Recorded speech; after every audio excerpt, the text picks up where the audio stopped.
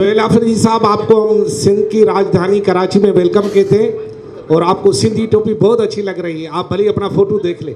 दूसरी बात ये कि आपने पंजाब गए और पंजाब की हुकूमत का रवैया देखा। आप सुबह से सिंध में हैं। सिंध और सिंध के अवाम और सिंध की हुकूमत का रवैया भी मुस्लिम लीग नून जैसा है या बेहतर पाया आपने? सिंध में अभी तक तो मुझे शहीद बेनज़ीर भुट्टो साहिबा, शहीद जुल्फ़िकार अली भुट्टो साहब, उसकी हुकूमत नज़र आ रही है। लेकिन देखते हैं कि आगे ये ज़रदारी साहब की होती है या यही रहती है, तो आगे देखेंगे। और अल्हम्दुलिल्लाह अभी तक जो है हम मुतमईन हैं। अच्छा, सोहेल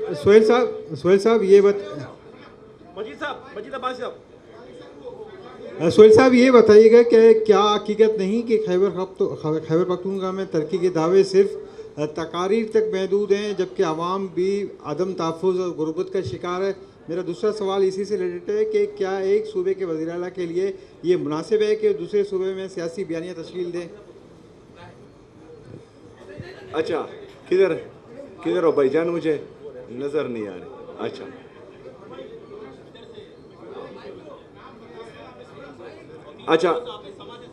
अच्छा, समझ। सबसे पहले तो खैबर पख्तूनख्वा की अवाम पाकिस्तान तहरीक इंसाफ से मुतमईन है, इसलिए पूरे पाकिस्तान में वाहिद खैबर पख्तूनख्वा की हुकूमत है जो अवामी मैंडेट के साथ आई है। बाकी पूरे पाकिस्तान के जितने भी सूबे हैं और रीजन्स हैं और वफाकी हुकूमत है, वो जाली मैंडेट के साथ 17 सीटों के साथ हुकूमत में बैठी हैं। तो अवाम मुतमईन है, अवाम पाकिस्तान तहरीक इंसाफ और इमरान खान पर एतमाद करती है, इसलिए जो है वो तीसरी दफ़ा पाकिस्तान तहरीक इंसाफ को वोट दे रही है। वरना खैबर पख्तूनख्वा की आवाम की तारीख़ रही है कि उन्होंने दूसरा मौका किसी को नहीं दिया, और अल्हम्दुलिल्लाह आज हमारा तीसरा मौका है। दूसरी बात कि मैं ये कौन से आईन और कानून में लिखा हुआ है कि एक सूबे का चीफ एग्जीक्यूटिव जो है वो दूसरे सूबे में सियासत नहीं कर सकता? आप मुझे वो शिक ला कर दें, मैं यहाँ से चला जाऊँगा। सोहेल साहब, मेरा सवाल आपसे ये है कि मीट द प्रेस में आप आए हैं कराची प्रेस क्लब में, लेकिन आपके जमात की और मिलिट्री इस्टेब्लिशमेंट की जो ताल्लुकात है वो दूरियाँ पैदा हो रही है। जिस वक्त आप यहाँ बात कर रहे हैं, आप ही के इलाके तीरा से लोग नकल मकानी कर रहे हैं और वहाँ पर ऑपरेशन शुरू हो गए हैं। एक तरफ तो उनके साथ जो लोग इख्तिलाफ है कि ऑपरेशन ज़बरदस्ती हो रहे हैं, आप उसकी इजाज़त नहीं दे रहे, हर जगह उसका इजहार भी कर चुके, लेकिन आपके नुमाइंदे भी उन लोगों के साथ आज नहीं है जो कर्फ्यू में वहाँ जो है वो फंसे हुए हैं, और दीगर इलाकों में भी ये ऑपरेशन जो है मज़ीद तोसी दी जा रही है। तो नियाज़ अली मेरा नाम है और JNN TV से ताल्लुक़ है। अच्छा, JNN से। अच्छा, जिस तरह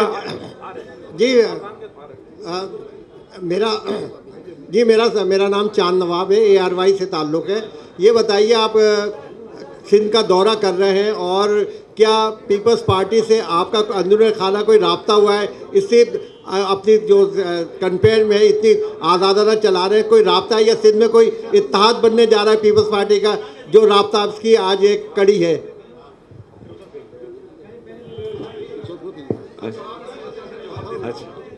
अच्छा, जो ऑपरेशन के हवाले से मेरा मौक़िफ़ था वो मैं बार बार दे चुका हूँ। जो हमने अमन जिरगा किया था सूबाई असम्बली में खैबर पख्तूनख्वा की, उसमें हमने तमाम सियासी और मजहबी जमातों को और हर मकतबा फ़िक्र के लोगों को वहाँ मदऊ किया था, और तमाम सियासी जमातें और मजहबी जमातें और हर मकतबा फ़िक्र के लोग वो 15 नुकाती एजेंडा पर जो हैं वो मुतफ़िक हो चुके थे और उनके साइन मौजूद हैं अभी भी। उसमें एक ये भी था कि मिलिट्री ऑपरेशंस जो हैं वो किसी मसले का हल नहीं है, और ये हमारे लीडर, हमारे कायद जनाब इमरान खान साहब का पहले दिन से यही मौक़िफ़ रहा है, और इसमें जो है अब तमाम सियासी और मजहबी जमातें भी इस मौक़िफ़ पर हमारा साथ दे रही हैं।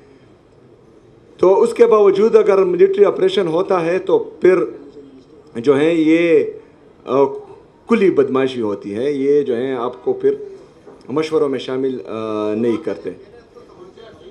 अच्छा, उसका भी देता हूँ। वैसे आज आपके सामने कोई नहीं आया, और ना पहले जो है आप सवाल पूरा नहीं कर पाते थे। अच्छा, बिल्कुल मेरे साथ रब्ता ہوا تھا وزیر اعلیٰ سندھ کا, اور انہوں نے ہر قسم کی سپورٹ کی یقین دہانی بھی کرائی تھی اور دعوت بھی دی تھی. میں نے ان کا شکریہ بھی ادا کیا تھا, اور ساتھ میں یہ بھی کہا تھا کہ انشاءاللہ میں خیبر پختونخوا کی جو ہماری یہاں کمیونٹی ہیں ان سے ملوں گا, اور ان کے جو مسئلے مسائل ہوں گے تو انشاءاللہ وہ میں پھر آپ کے سامنے رکھوں گا. میرا نام کامران رضی ہے, جیو نیوز سے میرا تعلق ہے. آپ یہ بتائیے گا کہ حکومت کی جانب سے بار بار یہ کہا جا رہا ہے کہ حکومت چاہتی ہے کہ پی ٹی آئی سے ڈائلاگ کرے, تو بحیثیت chief executive of the Khyber Pakhtunkhwa کیا آپ اس سلسلے میں کوئی کردار ادا کر سکتے ہیں؟ آپ سے کوئی رابطہ کیا گیا؟ جیسا کہ آپ سے پہلے جو چیف منسٹر تھے ان کے بارے میں یہ کہا جاتا تھا کہ ان کے جو بیک ڈور ان کے رابطے ہیں وہ بحال ہیں, اور وہ کئی مواقع پر ایسا دیکھنے میں بھی آیا. تو کیا آپ سے کوئی ایسا رابطہ کیا گیا, اور پی ٹی آئی کا کیا موقف ہے جو حکومت جس طرح کہہ رہی ہے کہ پی ٹی آئی کو چاہیے کہ وہ ڈائلاگ کرے؟ اچھا, سب سے پہلی بات تو یہ ہے کہ ڈائلاگس ہونے چاہیے, لیکن ڈائلاگس میں آپ دیکھتے ہیں کہ سامنے والا با اختیار کتنا ہے, اور ڈائلاگس جو ہیں ہمیشہ وہ لیول پلینگ فیلڈ پر ہوتے ہیں, ایسے نہیں ہوتے. وہ ہمارے پشتوں میں ایک متل ہے کہ بندی کو اگر آپ جو ہے گھر میں رکھیں اور پھر آپ کہیں کہ آئیں بات چیت کرتے ہیں یا ڈائلاگس کرتے ہیں, تو اس طرح نہیں ہوتا.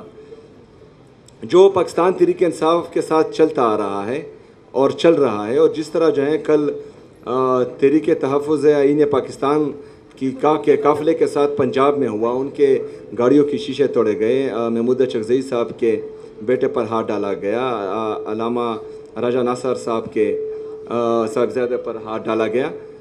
تو اس میں اگر آپ کو کوئی دعوت دیتا ہے ڈائلاگس کی, تو پھر ان کی نیت کا پتہ چلتا ہے کہ ان کی نیت کیا ہے. دوسرا یہ ہے کہ میرا کسی سے کوئی رابطہ نہیں ہے. مجھے میرے لیڈر, میرے قائد جناب عمران خان صاحب نے کہا ہے کہ میں اسٹریٹ موومنٹ کی تیاری کروں.